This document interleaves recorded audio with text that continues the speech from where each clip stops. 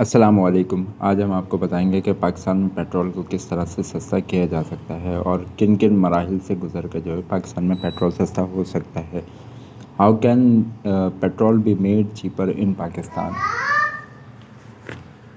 तो आपको ये तरीका बता रहे हैं और इस तरीके से जो है पाकिस्तान में पेट्रोल को सस्ता किया जा सकता है और आसान बनाया जा सकता है। तो सब्सिडीज़ भी दी जा सकती हैं पाकिस्तान में, क्योंकि पेट्रोल तो पाकिस्तान में आ ही रहा है।